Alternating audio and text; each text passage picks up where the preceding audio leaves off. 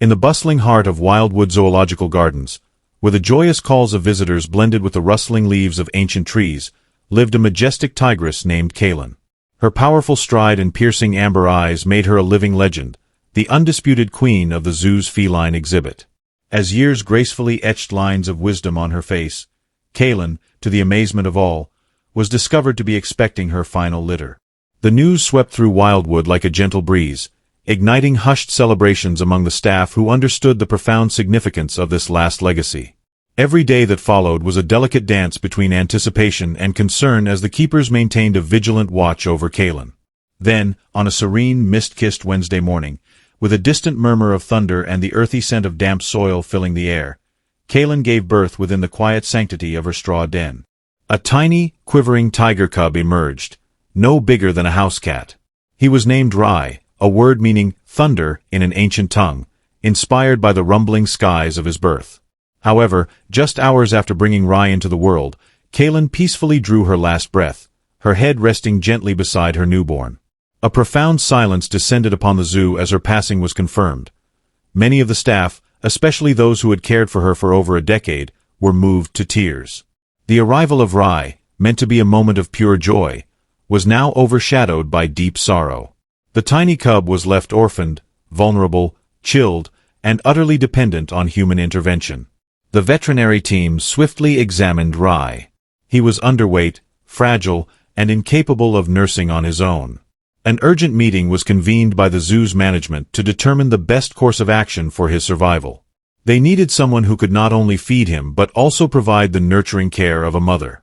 Among the staff was a kind and soft-spoken animal care intern named Elara, just 22 years old, having joined Wildwood a mere 4 months prior. Her innate connection with animals was evident to all. Without hesitation, Elara volunteered to become Rai's full-time caretaker. Following a thorough discussion and the approval of senior veterinarians, Elara was officially designated the surrogate mother to the orphaned tiger cub. From that moment onward, Elara's life underwent a significant transformation. She moved into the on-site living quarters near the animal hospital to remain close to Rai around the clock. She bottle-fed him every 3 hours, gently cleaned him after each feeding, and even warmed his bed with a heating pad during the cool nights. Rai, though initially small and weak, began to respond. He would snuggle into her embrace, his tiny ears twitching at the sound of her soothing melodies. During sleepless nights, she would hum softly and rock him gently until he drifted off to slumber. As time passed, a remarkable bond blossomed between the young woman and the baby tiger. Zoo workers often observed Elara strolling along the secluded pathways with Rai nestled on her shoulder or engaging in gentle play with him beneath the shade of the trees. As Rai grew, his attachment to Elara deepened. He would playfully pounce into her arms, purr contentedly, and even refuse food from other keepers. His loyalty was unwavering. Elara was his world. The public also began to take notice. Visitors would gather around Rai's enclosure, eager for a glimpse of him interacting with Elara. Photos of the endearing pair circulated widely on social media, sparking headlines such as, "Tiger Cub finds mother in compassionate zookeeper." Then, one afternoon, 6 months after Rai's birth, a fierce thunderstorm descended upon Wildwood. The wind howled, rain lashed down relentlessly, and several enclosures sustained damage from falling branches and debris. The zoo declared a temporary emergency shutdown and arranged for some of the most vulnerable animals to be temporarily housed with staff members. Elara was asked if she could take Rai to her small cottage located approximately 1.5 miles away at 7 Forest Glen Road. She readily agreed, wrapping Rai in a thick blanket and holding him securely as she hurried through the storm to her car. Rai, now larger but still young, curiously peered out the window at the tempestuous world outside. At home, Elara transformed her spare bedroom into a temporary tiger nursery. Rai adapted quickly, batting at cushions playfully, tipping over potted plants, and curling up near the fireplace. For an entire week, Elara and Rai lived together like a true family. He would follow her around the kitchen, sleep beside her bed, and even watch animated shows on the living room television. When the zoo was finally repaired and reopened, Elara returned Rai with a heavy heart. He whimpered softly upon their arrival, his amber eyes searching her face with confusion. However, with her regular visits, Rai gradually settled back into his enclosure. 3 years passed. Rai matured into a magnificent, muscular tiger with a flowing, striped coat that shimmered in the light. He stood tall and proud, a true sovereign of his domain.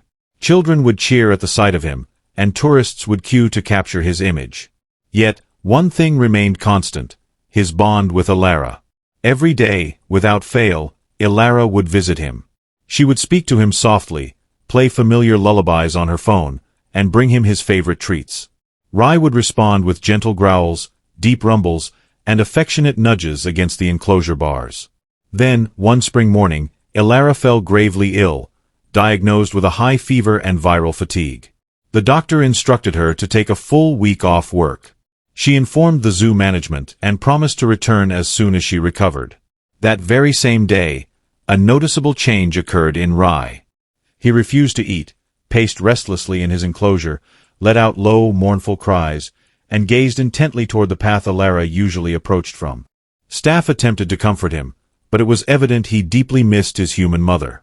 Meanwhile, a groundskeeper named Marcus, who was tasked with cleaning Rai's enclosure, was rushing that morning and inadvertently left the cage door unlatched. Hours passed, and the oversight went unnoticed. Then, just after sunset, Rai quietly stepped out, his massive form moving slowly but deliberately. By the time Marcus returned and realized his mistake, it was too late. Rai was gone. Panic erupted. Sirens wailed. Zoo staff contacted the local authorities, and a citywide alert was issued. Fear gripped the community at the thought of a dangerous wild animal roaming free.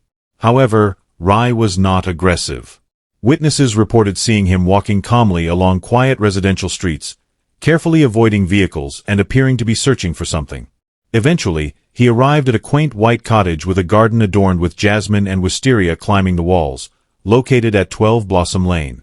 Rai stood outside the gate, his gaze fixed on the window. Inside, Elara was resting in bed when she heard a deep, familiar rumble. She slowly walked to the window and gasped. There, bathed in the soft glow of the porch light, stood Rai. Her heart pounded. Initial fear gave way to recognition as she looked into his eyes, the same soft, gentle eyes that had once gazed up at her from a blanket in her arms. Elara stepped outside barefoot onto the cool grass. Rai lowered himself to the ground, extending his paws as if awaiting her touch. She walked closer, tears streaming down her face, and knelt down, embracing his thick mane. "You found your way back to me," she whispered. By this time, police cars and zoo vehicles had surrounded the block. However, witnessing the emotional reunion, no one dared to intervene. People captured videos, reporters snapped photographs. The world watched in awe as the tiger and the woman embraced like long-lost kin.